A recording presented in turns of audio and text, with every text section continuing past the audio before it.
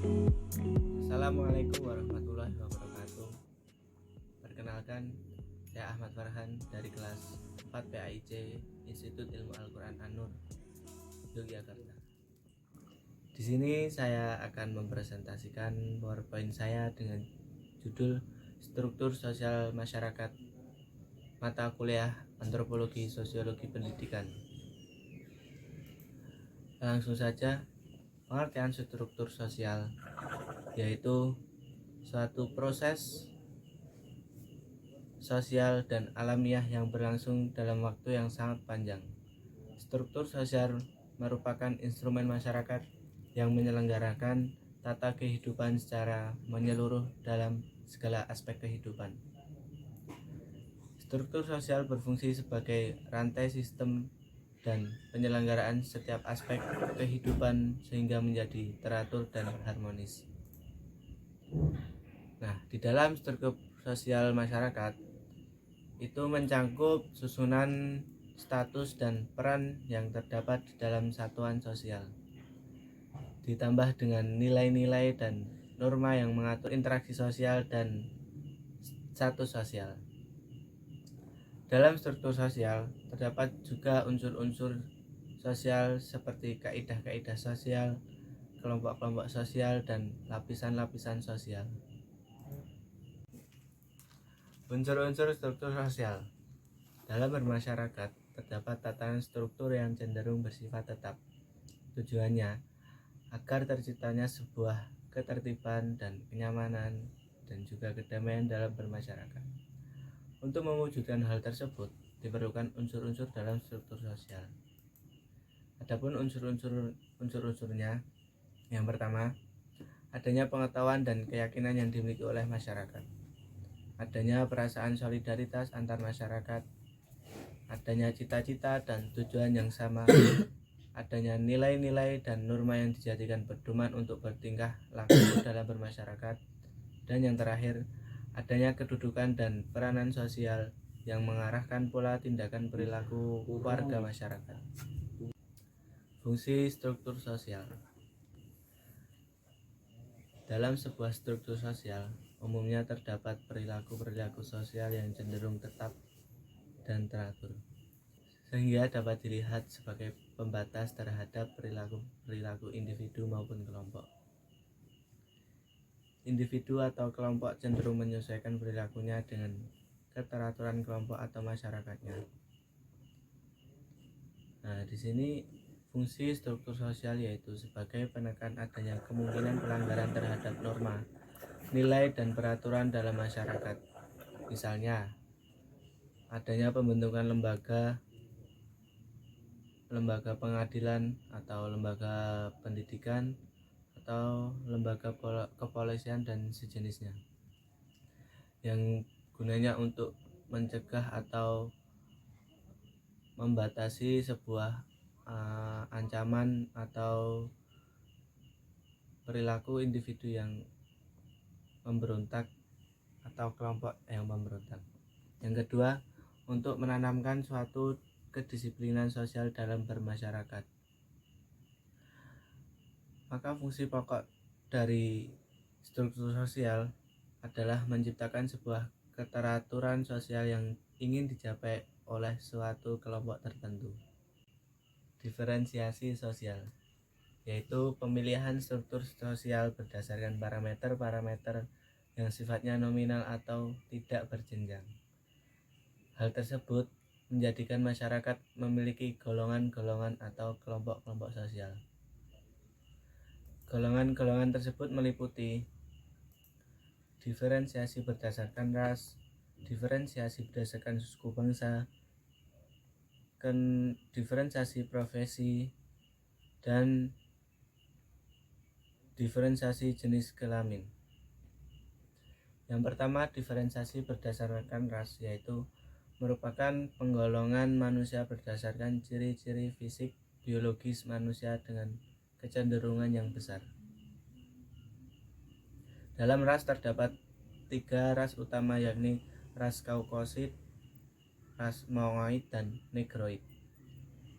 Yang kedua, diferensiasi berdasarkan suku bangsa, yaitu golongan ini dikelompokkan berdasarkan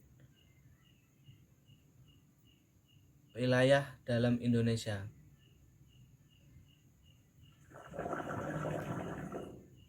Yang sering dikuatkan dengan kekuatan bahasa. Suku bangsa sering disamakan dengan kelompok etnik, namun kelompok etnik tidak selalu berarti suku bangsa. Misalnya etnik Tionghoa disebut kelompok etnik apabila secara sosial telah mengembangkan subkulturnya sendiri. Yang ketiga yaitu diferensiasi profesi. Merupakan suatu pekerjaan yang untuk melaksanakannya memerlukan keahlian yang sebelumnya harus mempunyai pengalaman ataupun keahlian terlebih dahulu, seperti seorang guru, seorang dosen, dokter, maupun jurnalis. Yang terakhir, jenis kelamin. Diferensiasi jenis kelamin, yaitu merupakan pembedaan antara laki-laki dengan perempuan berdasarkan ciri fisik biologis yang tidak dapat dipisahkan. Stratifikasi sosial, yaitu pemilihan struktur sosial berdasarkan parameter-parameter yang sifatnya berjenjang, sehingga menghasilkan kelas-kelas sosial dengan kriteria berupa sosial, ekonomi, dan politik. Bedanya dengan diferensiasi tadi, stratifikasi ini sifatnya berjenjang, sedangkan diferensiasi tidak berjenjang. Adapun macam-macamnya dalam stratifikasi sosial yaitu profesi. Seperti yang ada dalam diferensiasi tadi, profesi adalah pekerjaan-pekerjaan yang memerlukan keahlian, yang harus memiliki keahlian. Yang kedua, stratifikasi sosial berdasarkan pekerjaan.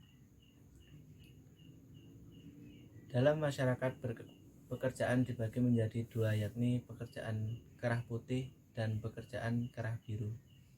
Pekerjaan kerah putih yaitu pekerjaan yang menuntut menggunakan pikiran atau daya intelektual. Pekerjaan kerah biru yaitu pekerjaan yang mengandalkan penggunaan energi atau kekuatan fisik. Yang ketiga, stratifikasi sosial berdasarkan tingkat pendidikan. Seseorang yang memiliki pendidikan tinggi maka akan memiliki stratifikasi sosial yang tinggi pula dibandingkan oleh orang yang tidak memiliki pendidikan yang tinggi. Yang keempat, keturunan. Dalam masyarakat, keturunan raja atau bangsawan atau ya disebut darah biru dipandang memiliki kedudukan yang lebih tinggi dari masyarakat umum biasanya. Tidak jarang apabila penempatan posisi-posisi penting dalam suatu struktur sosial akan selalu mempertimbangkan faktor keturunan. Yang terakhir, stratifikasi sosial berdasarkan kasta.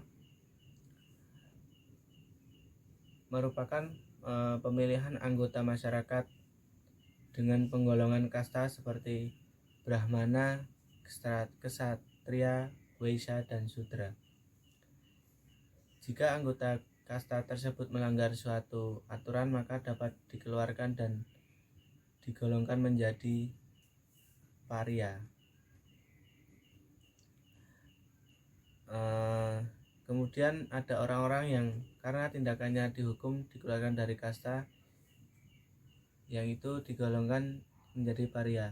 Sebagian besar orang-orang menganggap pemilihan dalam kasta bersifat berjenjang, mengingat orang-orang yang berasal dari kasta yang berbeda akan memiliki gengsi yang berbeda pula. Namun tokoh-tokoh Hinduisme menyatakan bahwa kasta bukanlah pemilihan vertikal, melainkan hanyalah merupakan catur warna kehidupan. Kelompok sosial adalah kumpulan orang yang memiliki kesadaran bersama akan keanggotaannya dan saling berinteraksi untuk menciptakan sebuah kelompok yang berkemajuan atau memiliki tujuan yang tepat. Pada dasarnya tidak semua sekumpulan orang yang saling berinteraksi dapat disebut sebagai kelompok sosial. Suatu himpunan bisa dikatakan sebagai kelompok sosial jika memenuhi beberapa syarat, yaitu yang pertama, seluruh anggota kelompok memiliki persamaan latar belakang. Yang kedua, setiap anggota kelompok menyadari bahwa dia menjadi bagian dari kelompok tersebut. Yang ketiga, terdapat struktur, norma, dan pola perilaku dalam kelompok tersebut. Adapun fungsi kelompok sosial yaitu meningkatkan semangat dan produktivitas di dalam berkelompok, meningkatkan rasa percaya diri karena adanya perasaan mempunyai tempat bernaung. Yang ketiga, membentuk kerjasama yang baik untuk membentuk kerjasama yang baik agar dapat mengerjakan sebuah tujuan yang ingin dicapainya. Selanjutnya, mempunyai tempat untuk bercerita atau menuangkan ide-ide karyanya, untuk berkeluh kesah dan mencurahkan perasaan atau isi hatinya. Yang terakhir, menjadi sarana bertukar pikiran dan berdiskusi tentang aneka topik yang hendak dibicarakan bersama. Suatu kumpulan individu dapat disebut sebagai kelompok sosial jika masuk dalam kriteria kelompok sosial. Adapun ciri-cirinya yaitu terdapat pergerakan atau dinamika di dalam kelompok tersebut. Terdapat penegasan dan peneguhan norma-norma pedoman tingkah laku anggota kelompok yang di dalamnya mengatur interaksi serta kegiatan anggota kelompok dalam merealisasikan tujuan kelompok tersebut. Selanjutnya, terdapat hubungan timbal balik atau semacam feedback antara anggota satu dengan anggota yang lainnya. Terdapat kaidah-kaidah terkait dengan aktivitas kelompok tersebut. Dan yang terakhir, mempunyai pola perilaku dan interaksi aktif. Baik, itu tadi yang dapat saya sampaikan. Apabila ada kelebihan itu semata-mata dari Allah Subhanahu wa taala, dan apabila ada kekurangan datangnya dari saya sendiri. Kurang lebihnya mohon maaf.